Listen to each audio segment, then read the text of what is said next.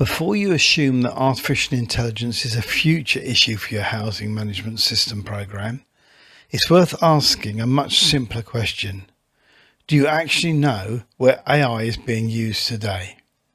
Your organization may have approved Microsoft Copilot or another AI platform, but some of the AI being used across your program might be much less visible. A supplier could be using AI to produce documentation. A consultant might be using it to analyze information. And someone on the project team could be pasting requirements or residence data or meeting notes into a personal AI account without really thinking about it. AI can now appear in a specification, a procurement, a design, data migration, testing, training, reporting, and any ordinary project administration. And if you can't see where AI is being used, you can't properly govern it.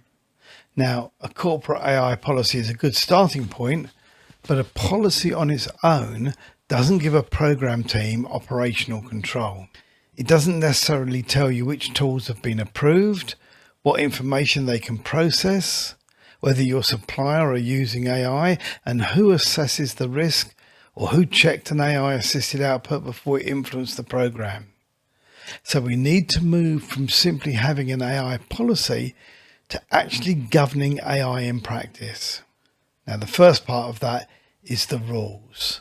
People need to understand what they can do with AI, what they can't do, when approval is required, and importantly, where responsibility ultimately sits. That's why the QLP governance model separates organizational AI from the particular risks associated with AI use on an HMS project.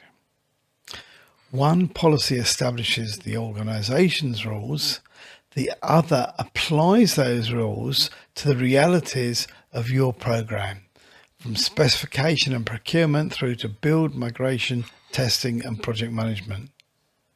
But rules are only the beginning. The next requirement is visibility. You need a controlled way of introducing AI tools into the program. Before a tool is used, you should understand its purpose, who's going to use it, what data it can access, where that data goes, whether that data could be used to train a model, and what restrictions need to apply. If it passes that assessment, it can be added to your approved tools register. And that changes the question from, are people allowed to use AI, to something much more useful? Which AI tools are approved, for whom, for what purpose, and using what data? Then we need evidence, because governance can't rely on someone simply saying, yes, we use AI responsibly. You need records. An AI use log records who used AI, what they used it for, and how the output was reviewed. Disclosure statements identify where AI materially contributed to a document or a deliverable. And an incident and anomaly log records problems, near misses, and control failures. Now you've got something that legal, audit, information governance, and assurance teams can actually examine. But there's another important point. Not all AI use presents the same level of risk.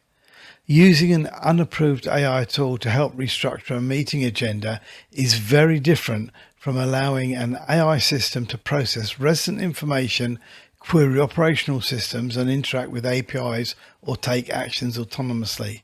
So the governance response needs to be appropriate. Where personal or special category data may be involved, you might need an AI-specific data protection impact analysis. And where you're introducing more autonomous or agentic AI, the questions become more demanding. What is the agent actually authorized to do? What systems can it access? Where are the boundaries? Where does a human have to intervene? How is it actively monitored? And crucially, can somebody stop it if they need to? Higher risk should mean stronger controls. And those controls can't stop at your organizational boundary. Suppliers need governing as well. If a supplier is using AI as part of its service, you should establish expectations around disclosure, approved tools, data handling, model training, security, human oversight, instance and audit rights. And ideally, those expectations are agreed contractually before the supplier starts using AI, not after something goes wrong. And this is an important distinction. Good AI governance isn't about trying to stop people using AI.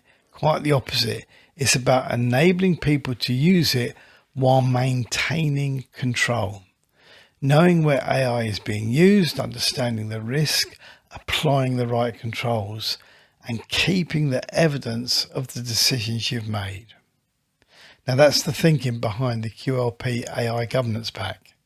It contains 11 connected governance documents covering organizational policy, project controls, supplier AI, data protection, agentic AI, tool assessment, approved tools, day-to-day use, instance disclosure, and staff guidance. The important word here is connected. These aren't intended to be 11 documents sitting independently on a SharePoint.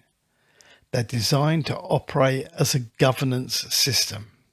So a tool is assessed, if appropriate, it's approved, it's then used within defined conditions. The use can be recorded. Higher risk activity triggers additional assessment, and if something goes wrong, it's captured and escalated. Throughout that process, named people remain responsible for reviewing and approving what AI does. That's what turns a policy into operational governance. Now, of course, none of these controls are particularly useful if people don't understand them. So the pack also includes plain English guidance and 2 training courses. One introduces AI governance to a wider organization and senior management, and the other is more operational, aimed at the people actually involved in building, configuring and delivering the systems, because ultimately governance has to work for the people who are expected to apply it. And there's actually a fairly simple way to test whether your current arrangements are working. Just ask yourself, what AI are we using? Who approved it? What information can it access? Where are our suppliers using AI? What decisions or outputs has AI influenced? Who checked those outputs? And what happens if something goes wrong? If you can answer those questions and produce the evidence behind those answers, then you're starting to have genuine control. If you can't, then that's probably where your AI governance work needs to begin, because ultimately good governance isn't demonstrated by saying that AI is under control. It's demonstrated by being able to prove it. If you'd like to explore this in more detail, you can check out the QLP AI Governance Pack at qlpai.co.uk/AI governance, or you can email us and chat about your needs. Email Tony at qualityledprojects.co.uk.